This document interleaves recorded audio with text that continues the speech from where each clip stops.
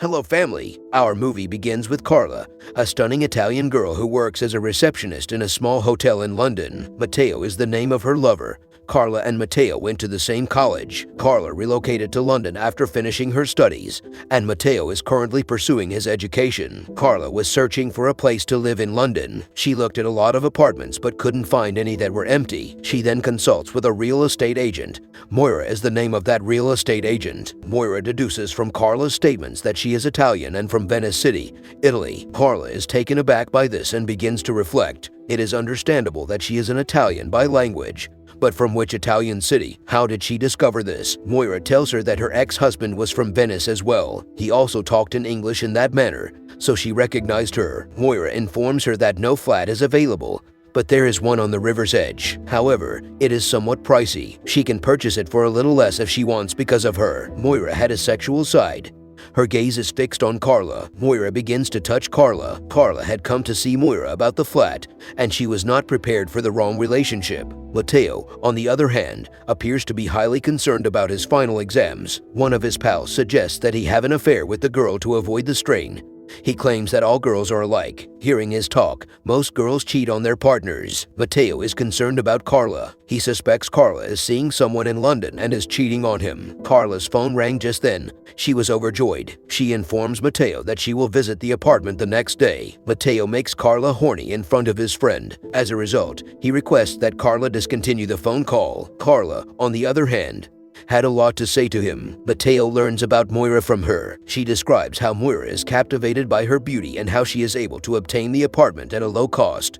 Carla informs Matteo that she can't wait much longer. Matteo should come to her as soon as possible. The call is being terminated. Carla requests that Matteo accompany her to her Italy flat and bring her possessions. The scene for the following day is now displayed. On entering the flat, Moira leads Carla to see it. Moira tries on Carla once more. She begins to touch her again. She also forces herself to be intimate with her this time. While looking for Carla's possessions, Matteo goes to his Italian home to get some of her belongings. Matteo discovers some old love letters from Carla written by her ex-boyfriend. Matteo was already irritated by his girlfriend's statements, and seeing this latter aggravates him even more. He begins to believe that all girls are the same.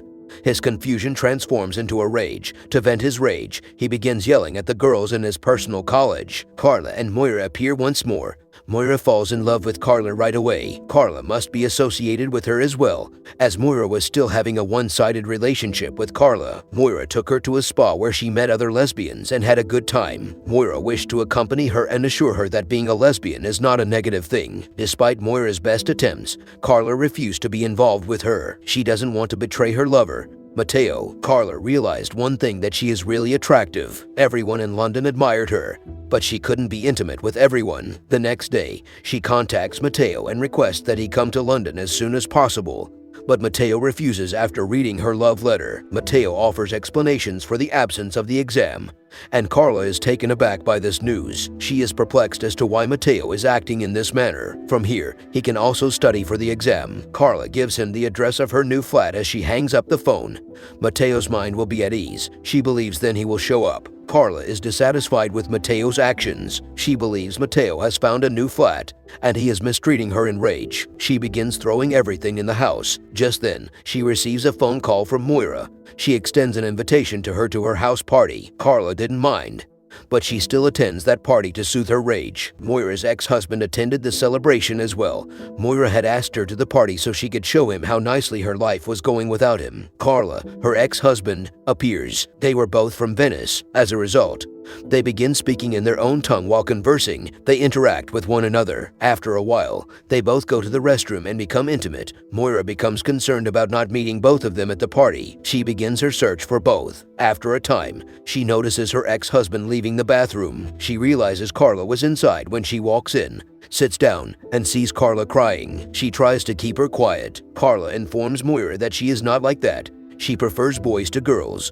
and what happened today was an accident. Matteo was the last person she wanted to defraud. Moira considers exploiting Carla's emotional collapse. She touches Carla in an attempt to seduce her. Moira then takes Carla to her apartment, where they become intimate and test our boundaries. Matteo's phone stands when speaking with Carla. Carla had assumed Matteo would never return.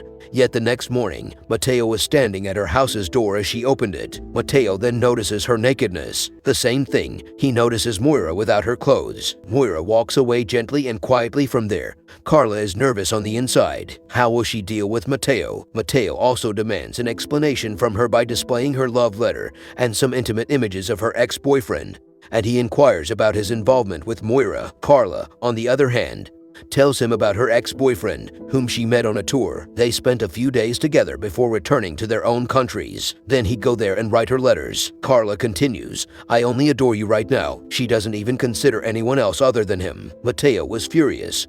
He had no confidence in Carla hearing her remarks. He begins his journey to Italy by saying, "By the way, that you will send me a letter and write everything accurately in it, and that you will also put in it, 'Why should I forgive you?' You will post me if you write all of this. Only after reading this letter will I determine whether or not to forgive you." Matteo then begins to leave. On the way, he passes a park where many couples were having intimate with each other, and he looks at them. Matteo recalls an old scenario in which he and Carla were in Italy, both acquainted with each other, and Matteo was walking from Carla's place to his. Carla's buddy is then seen on the way ironing her clothing in her house. Matteo is persuaded when he sees her in such a state. According to the woman, her spouse is not at home. After hearing this, Matteo begins to have an affair with her. After a while, he notices that her husband was surreptitiously watching the two of them get personal, and he was loving watching them both make an affair. In a similar scenario, he noticed a man in the park watching his wife with someone else enjoying himself. He discovers that, despite his wife's numerous affairs, their love has not faded. Matteo's rage begins to subside when he witnesses this. After a time, Matteo notices Carla running toward him. She approaches him and offers him the letter. Matteo, upon seeing the letter, informs her that it is no longer required. He rips the letter and throws it away before kissing her. This is how our movie concludes. Leave us a comment on how you found this movie. See you in the next video. We hope that you enjoy your time and have a good day.